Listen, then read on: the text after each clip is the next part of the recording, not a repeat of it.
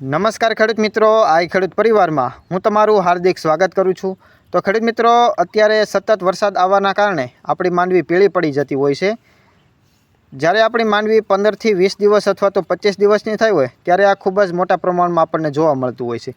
તો આજે આપણે વાત કરવાના છે કે કયા પોષક તત્વોની ઉણપથી જે માંડવી પીળી પડે છે અથવા તો જમીન સંબંધિત સમસ્યાઓ કેવી હોય જેના લીધે માંડવી પીળી પડે છે અથવા તો રોગ અને જીવાત કયા કયા પ્રકારની હોય છે જેના લીધે આપણી માંડવીની અંદર પીળાશ આવી શકે છે।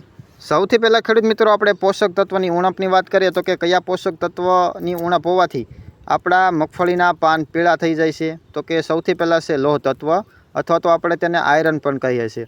આ સૌથી સામાન્ય કારણ છે। જ્યારે છોડમાં લોહ તત્વની ઉણપ હોય છે ત્યારે નવા નીકળતા પાન પીળા અથવા તો સફેદ થવા માંડે છે। ત્યાર પછી સલ્ફર તત્વની વાત કરીએ તો કે તેની ઉણપથી પાન પીળા પડી શકે છે, ખાસ કરીને સૂર્યપ્રકાશ પૂરતો મળતો નથી। ત્યાર પછી નાઇટ્રોજનની વાત કરીએ તો કે આ તત્વની ઉણપથી આખા છોડના પાન પીળા અથવા તો આછા લીલા થઈ શકે છે। ત્યાર પછી ખેડૂત મિત્રો, આપણે જમીન સંબંધિત સમસ્યાની વાત કરીએ તો કે પાણી ભરાઈ રહેવું।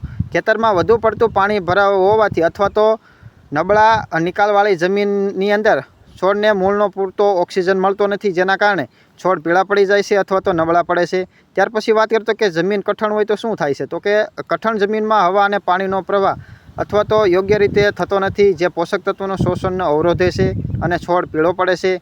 ત્યાર પછી વાત કરીએ તો કે રેસકાણ જમીન હોય તો તેની અંદર કેટલીક જમીન કુદરતી રીતે રેસકાણ હોય છે, જ્યારે પાણી ઝડપથી નીચે ઉતરી જાય છે અને પોષક તત્વો પણ ધોવાણ થઈ જાય છે, જેના લીધે આપણા મગફળીની છોડની અંદર પાન પીળા થઈ જાય છે અને આપણા છોડવો પણ પીળો થતો જોવા મળે છે।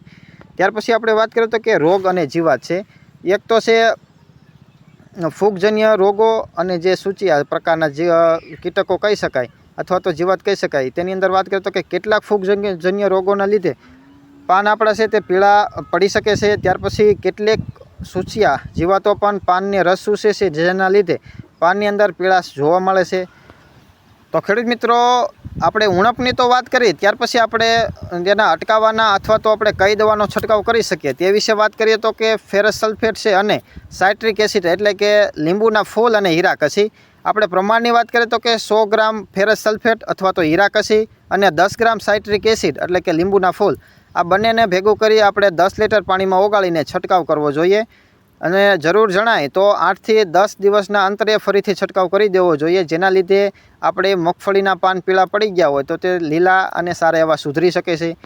બીજા તત્વની જો ઉણપ આપણને જણાય તો તેના માટે આપણે એમોનિયમ સલ્ફેટ છે, જો જમીન રેચક હોય અને નાઇટ્રોજનની પણ ઉણપ હોય તો એમોનિયમ સલ્ફેટ ખાતર આપી શકાય છે। ત્યાર અને ખેડૂત મિત્રો, આપણે વાત કરી હતી કે ફૂગ અને સૂચિયા જેવી જીવાતના કારણે પણ આપણા મગફળીના છોડ પીળા પડતા હોય તો તેના માટે આપણે સારું એવું બેસ્ટ ફૂગનાશકનો છંટકાવ કરવો જોઈએ અથવા તો જે સૂચિયા પ્રકારની જીવાત છે જે પાંદડા નીચે રહે અને પછી રસ ચૂસે છે, જેના લીધે આપણા મગફળીના પાન પીળા પડી શકે છે, તો તેના માટે આપણે સારી એવી જંતુનાશકનો દવાનો છંટકાવ કરી અને આપણે મગફળીના પાન પીળા પડી ગયા હોય તો તેને આપણે અટકાવી શકીએ છીએ।